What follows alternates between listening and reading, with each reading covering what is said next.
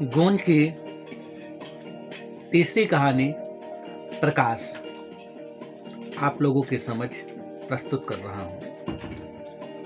सच पूछिए तो समय के भागदौड़ में ज्ञान के परतों को खोलते चले गए, फिर भी समय का एक नया परत पुनः तैयार हो जाता है। वास्तव में वो परम सच क्या है? कहीं ये समय भी प्रकाश की वजह से ही इसका वजूद तो नहीं है? कहीं समय का जन्म प्रकाश से ही तो नहीं हुआ है? सच ही है। इंसानी मस्तिष्क समय के साथ अपनी गति तीव्र कर रहा है। धीरे धीरे सारे रहस्यों का पर्दा इसी मस्तिष्क की वजह से खुलता गया। कहते हैं एक अनोखी घटना मांडा रोड के एक छोटे से गांव टीकापुर के साधारण परिवार में जन्मे सुमित के मस्तिष्क में नए इतिहास का सृजन जल्द ही होने वाला था, जो कुछ इस तरह हर रोज की तरह अनुज पांडे अपने अजीत मित्र से मिलने के लिए दुकान पर पहुंचते ही अनुज, अरे मित्रवर, कहाँ हो भाई? दुकान छोड़कर पता नहीं कहाँ चला जाता है। सुमित। तभी मित्र की आवाज सुनते ही सुमित, अरे मास्टर साहब आइए, पहले स्थान ग्रहण करिए। तभी अनुज मास्टर अपनी निगाह दुकान के चारों तरफ दौड़ाते हुए, अनुज, ये क्या? तेरा दुकान बता रहा है, तू इस पर ध्यान नहीं दे रहा है? आखिर ध्यान कहाँ अटका हुआ है? सुमित, हाँ मित्र, इस वक्त ध्यान लेखनी में अटका हुआ है।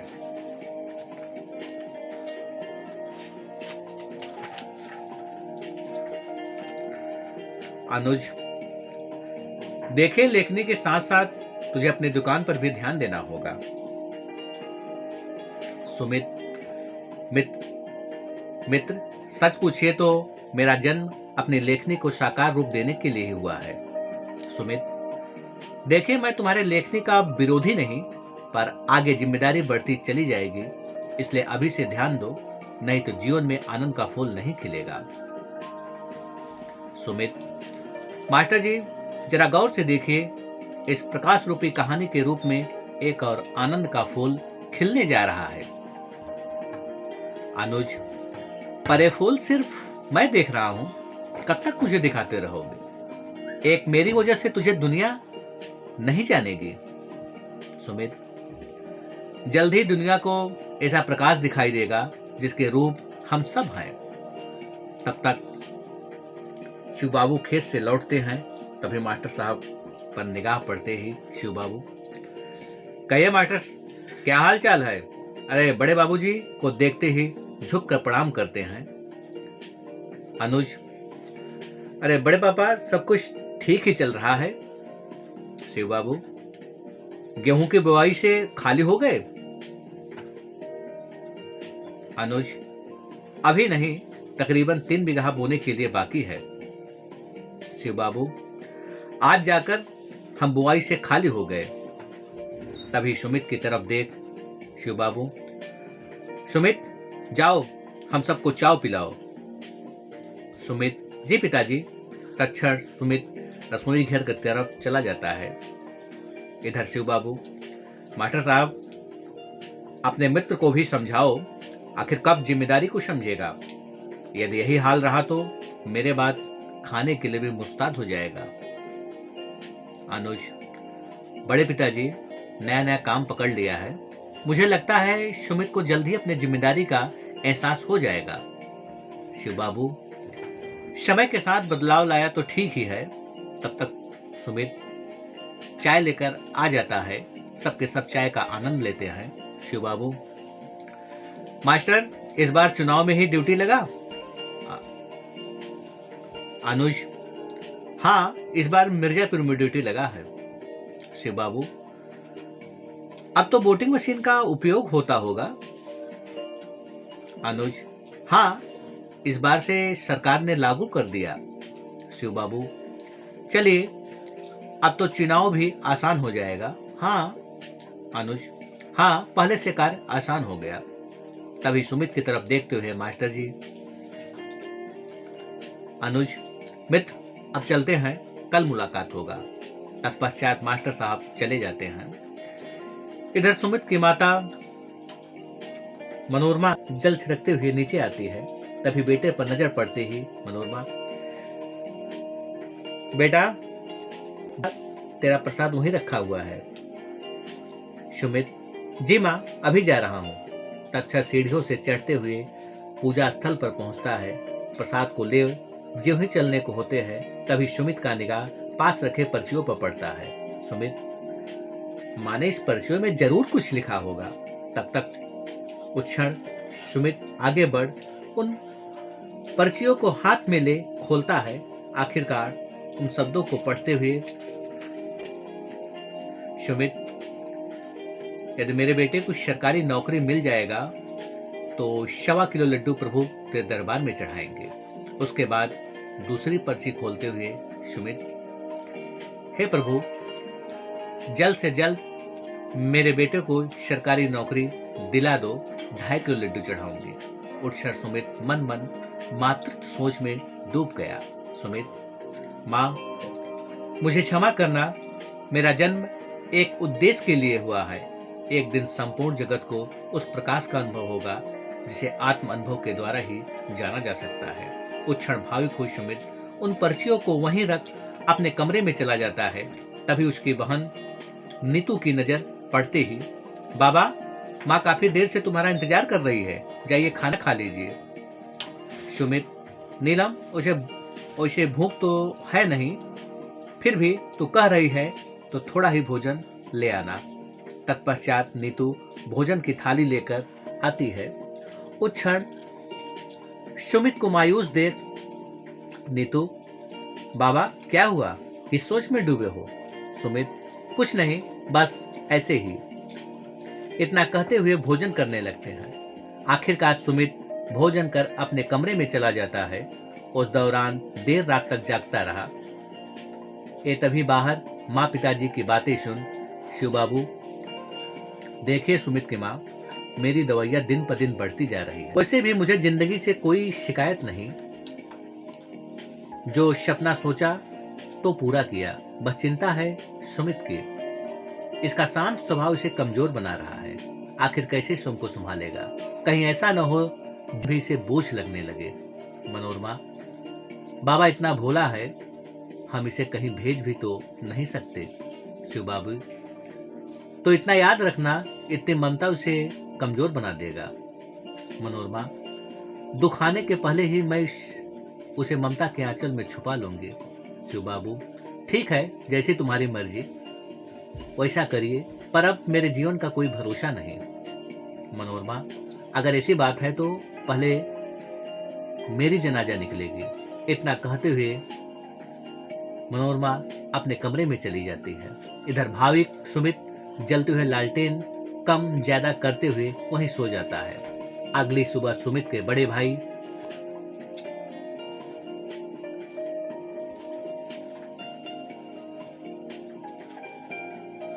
अजीत पानी वाले मशीन बाहर निकाला। अजीत,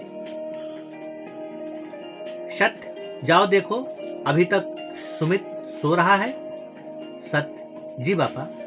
तत्क्षण सत्य के कमरे में पहुंच सुमित को जगाते हुए, सत्य, भैया जी उठिए, पापा बुला रहे हैं। आखिरकार नींद खुलते ही घड़ी की तरफ देखते ही सुमित, ओहो, देर हो गया, जल्दी कर, आज नहर में मशीन लगाना है। अपने कदमों को तेजी से बढ़ाते हुए बाहर आते हैं। तभी सुमित को देखते ही, अजीत, समय का ख्याल रखिए, इस वक्त 10 बज गया, अभी तक हम यहीं हैं। अंत सब के सब मशीन ले नहर पर पहुंचते हैं और थोड़ी देर में पानी खेत में गिरने लगता है। तभी सत्य और शिव खेत में पानी लगाने के बाद सुमित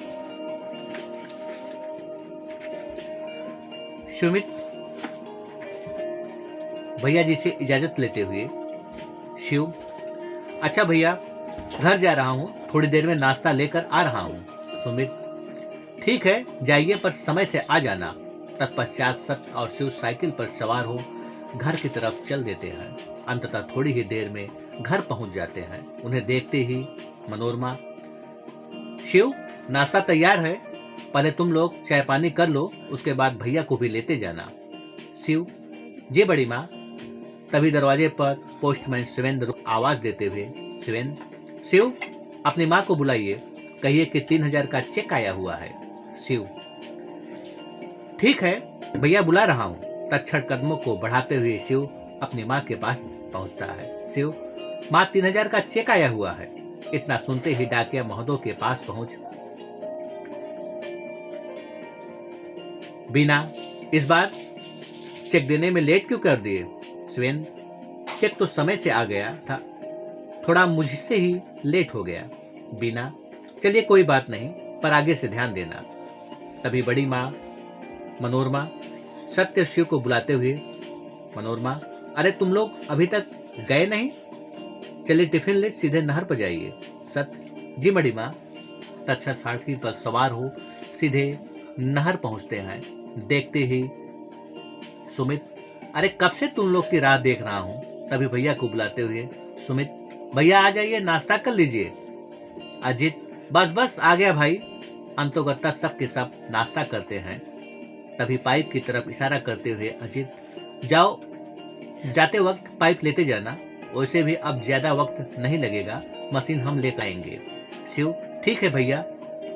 चलिए सत्य, पाइप को साइकिल पर रखा जाए। सत्य, हाँ चलिए।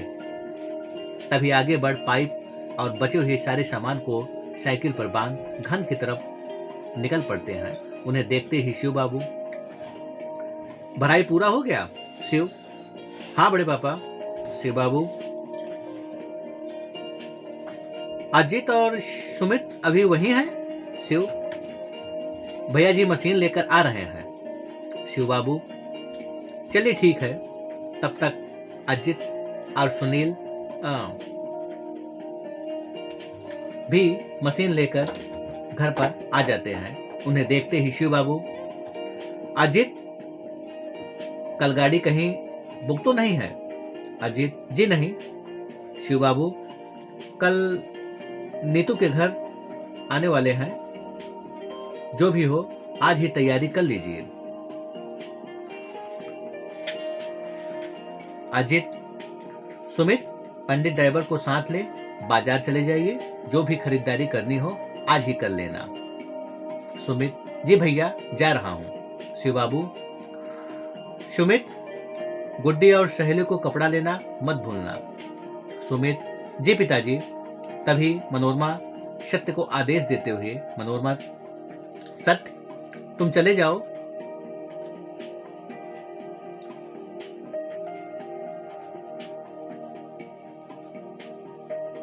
उल्दा, मैं बताना भूल गई, आज का तिथ है, जाओ।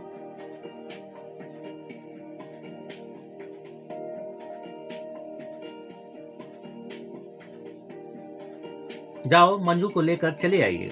सत्य, जी बड़ी माँ, जा रहा हूँ। तत्पश्चात सुमित खरीदारी के लिए चिरबिला बाजार चले जाते हैं। इधर सत्य उल्दा गांव चले जाते हैं। थोड़ी देर में खरीदारी पूरा कर जैसे ही गाड़ी पर बैठते हैं, तभी पंडित ड्राइवर, सुमित भाई, खरीदारी पूरा हो गया हो, कुछ लेना बाकी हो तो पर्ची पुनः मिला लीजिए।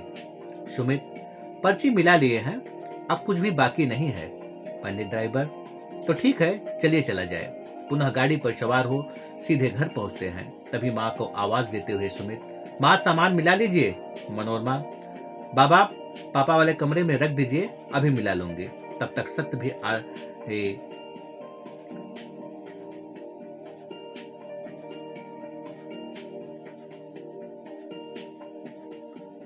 अर्पणा और आकर्षित को लेकर आते हैं।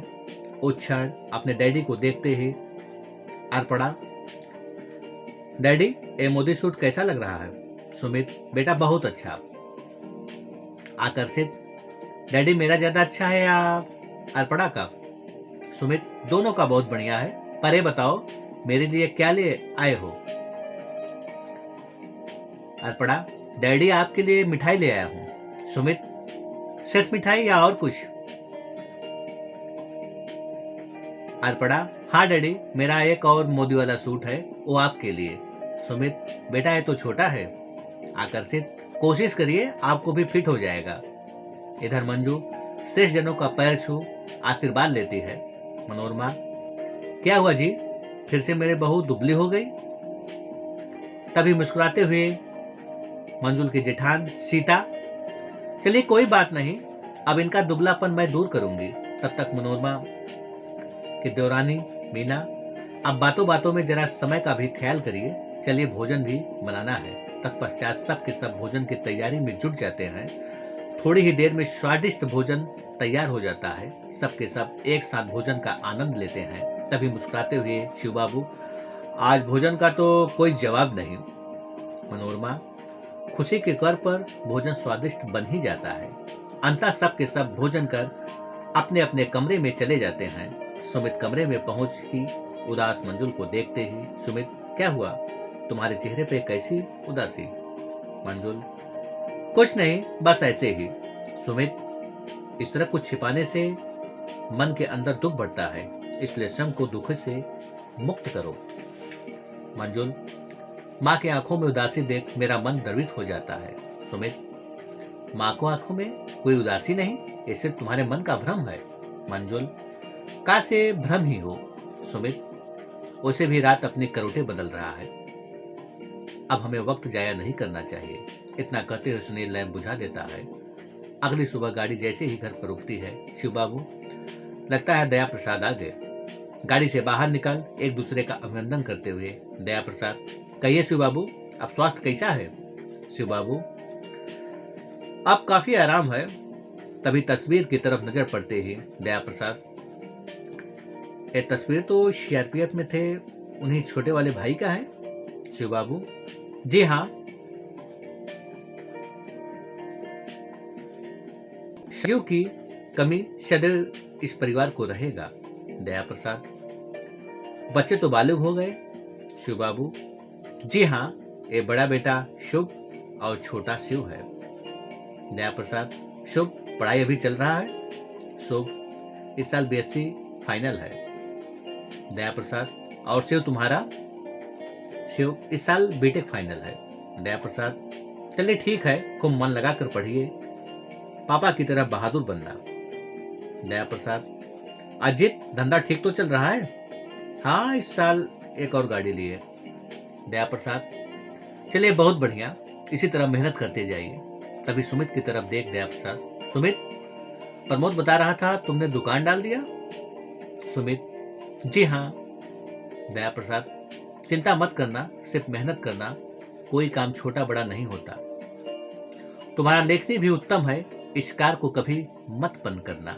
सुमित, लेखनी तो हमारा जीवन है, इसे साकार करने के लिए मेरा जन्म हुआ है। शिव बाबू, प्रमोद तुम्हारा वकालत तो बढ़िया चल रहा है। प्रमोद, जी पापा, अब तो सरकारी वकील हूँ। शिव बाबू, बड़े कम समय में ही इस उपाधि को हासिल कर लिए, ऐसे ही अपने पिता और परिवार का नाम रोशन करते जाइए। प्रमोद, जी पापा। तब तक भोजन की तैयारी हो जाती है। सबके सब एक साथ बैठ भोजन का आनंद लेते हैं। शिव भाभी, सुमित, एक पुड़ी और रखिए। दया प्रसाद, पांडे जी बस करिए, उसे भी आज कुछ ज्यादा हो गया है। शिव बाबू, प्रमोद तुम लो भाई। प्रमोद, नहीं पापा जी, अब नहीं, रहने दीजिए, अब बहुत हो गया। आखिरकार अब विदाई का वक्त आ ही जाता है। सबके सब मिलने के बाद जातू की निगाह सुमित पर पड़ती है। नीतू, बाबा अपना ख्याल रखना, और तुम्हें समझाने के लिए मैं नहीं हूं। सुमित, तभी तो बार बार आंखें भर आता है।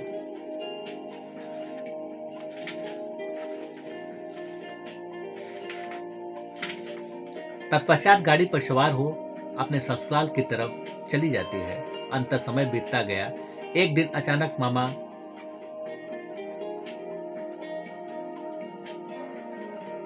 ज्ञानचंद अपने बेटी के साथ मनोरमा देवी के घर पहुंचते हैं। देखते ही सुमित, अरे मामा जी, तत्क्षण झुककर आशीर्वाद लेते हुए सुमित अपनी मां को पुकारते हुए, सुमित, अरे मां देखो कौन आया है।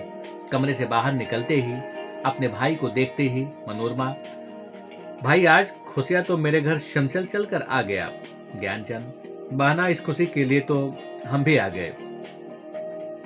तभी सीमा की तरफ देख मनोरमा, सीमा तू तो दुबली हो गई। सीमा, फुआ जी पहले से अब ज्यादा अच्छा लगता है। उसी क्षण बेटे की किलकारी सुन मनोरमा, ना ना ऐसे नहीं रोते, तो बहादुर बेटा है। सीमा, बुआ कल विंध्याचल मेरे बेटे का मुंडन करवाना है। मनोरमा, ठीक तो है, कल सुबह ही निकलिए, 7 बजे तक तो कोई न कोई रोडवेज वाली बस भी मिल ही जाएगा।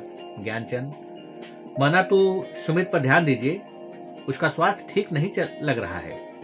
मनोरमा, भाई मालूम नहीं इसे क्या हो गया है, 3 साल से दवा चल रहा है पर दिन ब दिन भी कमजोर होता चला जा रहा है। ज्ञानचंद, सुमित जाओ एक नारियल लेकर आइए, मैं अपने तरफ से एक उपाय कर दे रहा हूं और ये जल्द ही ठीक हो जाएगा। मनोरमा, बाबा जा जल्दी कर। सुमित, ठीक है माँ। तत्पर सुमित सिलसिला की बाजार से नारियल लेकर आता है। सुमित, लीजिए मामा। ज्ञानचंद, चल तू बैठ। मामा जी मंत्र का जाप करते हुए 7 बार सुमित के मस्तक के चारों तरफ घुमाते हैं। ज्ञानचंद, अब इस नारियल को गंगा में प्रवाहित कर दीजिए। सुमित, मामा कल आप विंध्याचल जाएंगे, वहीं प्रवाहित कर दीजिए। ज्ञानचंद, चलिए ठीक है, पर तू क्यों नहीं चलता? सुमित, मामा अभी जाने में असमर्थ हूं, फिर कभी साथ चलेंगे। ज्ञानचंद, लो शुभ बाबा आ गए, अब इन्हीं के साथ चलेंगे। शुभ, ठीक है मामा, मैं आपके साथ चलूंगा। तब तक शिव बाबू भी बगीचे से आ जाते हैं। देखते ही मामा चरण छूकर प्रणाम करते हैं। शिव बाबू, कहिए ज्ञानचंद, सकुशल मंगल है? ज्ञान, हाँ मजे में हूं। तभी मनोज धोबी की तरफ देख शिव बाबू, जाइए भोजन का प्रबंध करिए। मनोरमा, जी पहले से ही भोजन तैयार है। सब के सब भोजन कर आराम करते हैं। तभी अकेले में मामा को देख सुमित पास पहुंच, सुमित, मामा इस बार आपने मेरा हाथ नहीं देखा?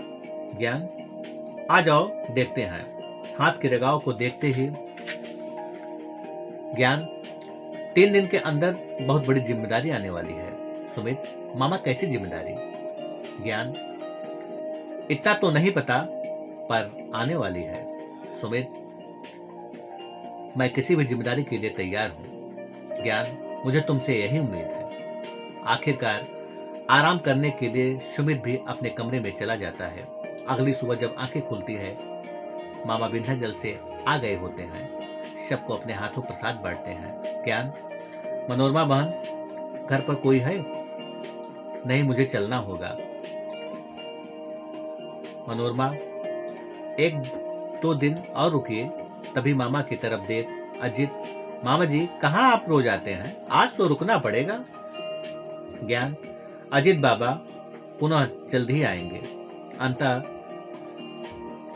मामा और सीमा अपने घर को चले जाते हैं। अगली सुबह 11 बजे ट्यूशन वाले मास्टर राम सूरत घर आते हैं और अर्पणा और आकर्षित अपना बैग ले आ जाते हैं। तभी मास्टर जी सुमित की तरफ देख राम सूरत, सुमित अब तो बच्चों में पहले से काफी सुधार है। सुमित, हाँ राम सूरत, ये तो मानना पड़ेगा। राम सूरत, अरे यार ये बताओ, जो तुमने कहानी राधा कृष्ण और शफर शाहरुख के कंपनी में भेजा था उसका क्या हुआ? सुमित, कहानी तो पहुंच गई पर अभी तक कोई जवाब नहीं मिला। राम सूरत, ईश्वर ने तुझे गुड़ दिया है तो देखना रास्ता भी वही दिखाएगा। सुमित, मास्टर जी रास्ता देखने वाले ही मेरा उपहास लेते हैं, पर उन्हें नहीं पता लिखने में आनंद का अनुभव होता है और अनुभव ही व्यक्तित्व की पहचान है। राम सूरत, देखना एक दिन उपहास लेने वाले बहुत पीछे छूट जाएंगे। सुमित, मैं चाहता हूं एक दिन उनकी मुस्कुराहट जीत सकूं। राम सूरत, मैं तुम्हारा विजय देख रहा हूं। जल्द ही वक्त अपनी करवट बदलेगा। तब तक भाई की बेटी प्रीति चाय लेकर आ जाती है। सुमित, प्रीति नमकीन ले आना भूल गई? प्रीति, बस तुरंत ले आ रही हूँ। तत्पश्चात बड़े चाव से चाय और नमकीन का स्वाद लेते हैं। राम सूरत, सुमित भाई आप इजाजत दीजिए। इतना कहते हुए अपने गाड़ी पर सवार हो चले जाते हैं। अगली सुबह सुमित 6 बजे तक सुमित की नींद खुल जाती है। अपनी माँ के पास पहुंच हंसिया ले ज्यों ही चलने को होते हैं तभी मनोरमा, बाबा ये सेब ले, रास्ते में खा लेना। सुमित, ठीक है माँ। सेब ले अपने खेत की तरफ निकल पड़ता है। थोड़ी देर में खेत में पहुंच चारा काटने लगता है। तभी भागते हुए सत्य दूर से ही चिल्लाते हुए, सत्य भैया जी जल्दी करिए, बड़ी माँ जल गई है। सुमित, क्या माँ जल गई? भागते हुए सुमित घर पहुंचता है। माँ की स्थिति देख उसकी रूह कांप उठती है। सुमित, माँ ये सब क्या हो गया? मनोरमा, बाबा मैं तेरे पिता के साथ जा रही हूँ, उनका ख्याल रखने के लिए मेरा उनके साथ होना जरूरी है। मेरे ही हाथों से पानी पीने और भोजन की आदत सी हो गई है। उन्हें अगर मैं उनके साथ नहीं दूंगी तो कौन पानी देगा? किसके हाथों का भोजन खाएंगे? माँ की बातें सुन भागते हुए पापा के कमरे में पहुंचते हैं। उस क्षण उनकी सांसें मानो थम सी गई थी। अजित, अरे जल्दी करिए, पिता की सांसें भी थम सी गई है। वे भागते हुए गाड़ी की तरफ चले जाते हैं। इधर भावुक सुमित को रोते देख मनोरमा देवी समझाते हुए, मनोरमा, बाबा ऐसा नहीं रोते, शांत हो जा, नहीं तेरी तबीयत खराब हो जाएगी। तू मेरी चिंता मत कर। प्रेम के लव से मेरे घाव इतने ठंडे पड़ गए हैं।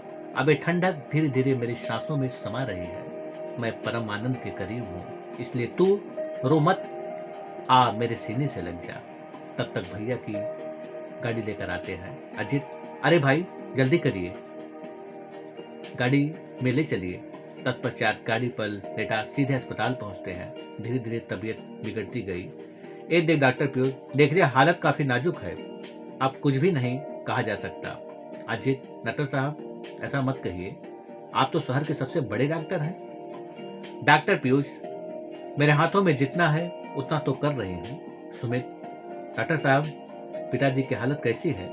डॉक्टर पीयूष, पिताजी खतरे से बाहर है, अब आप लोग उनसे मिल सकते हैं, पर ध्यान रहे इस वक्त किसी भी प्रकार का सदमा बर्दाश्त नहीं कर पाएंगे।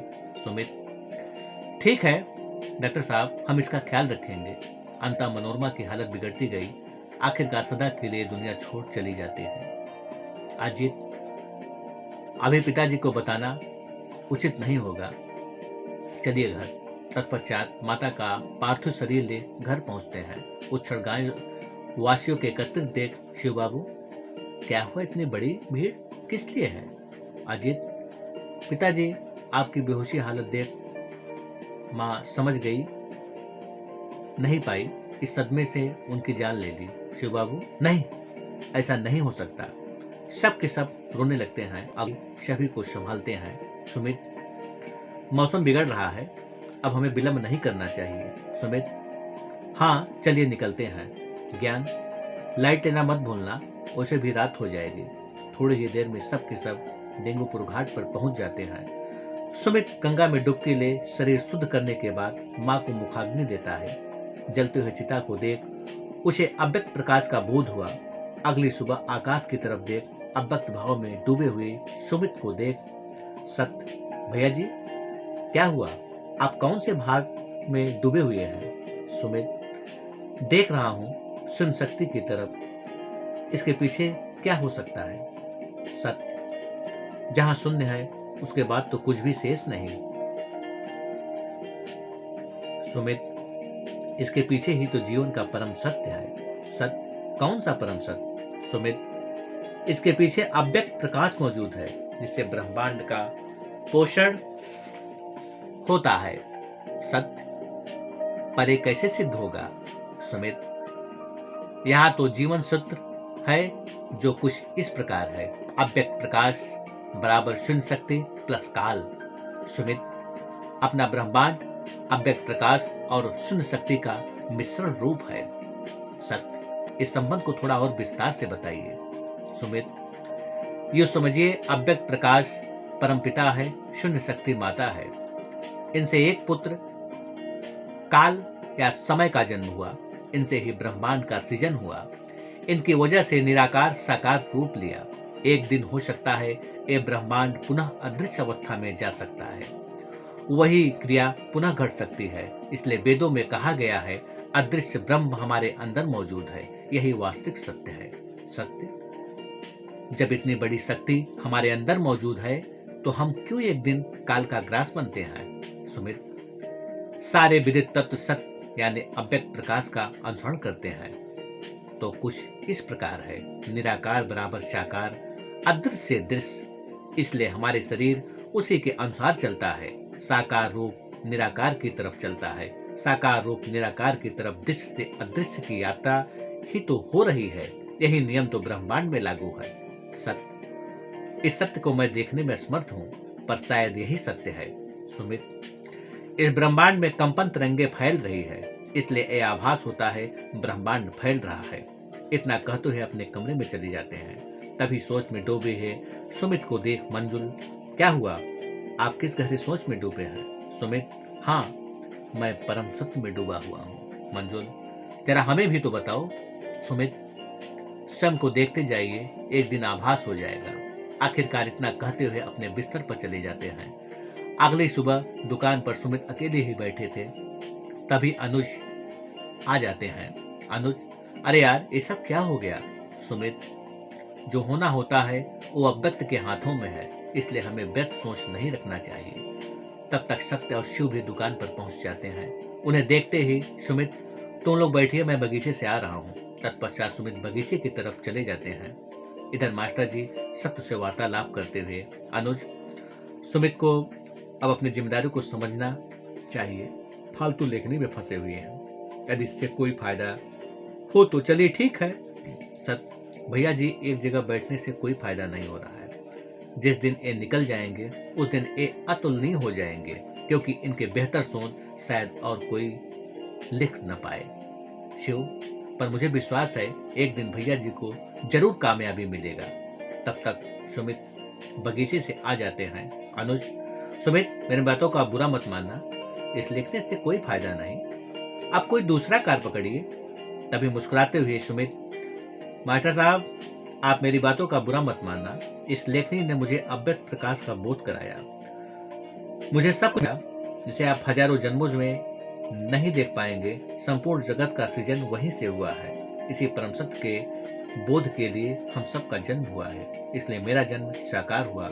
अन्य कोई कामना हमारे अंदर शेष नहीं है।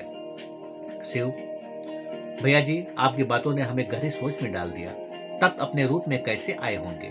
सुमित, क्रियात्मक ऊर्जा प्लस सृजात्मक ऊर्जा बराबर मौलिक रूप। यही क्रियात्मक ऊर्जा और सृजनात्मक ऊर्जा आपस में मिलकर मौलिक तत्व का उद्गम करते हैं।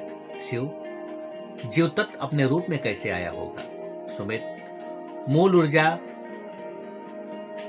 प्लस मौलिक ऊर्जा।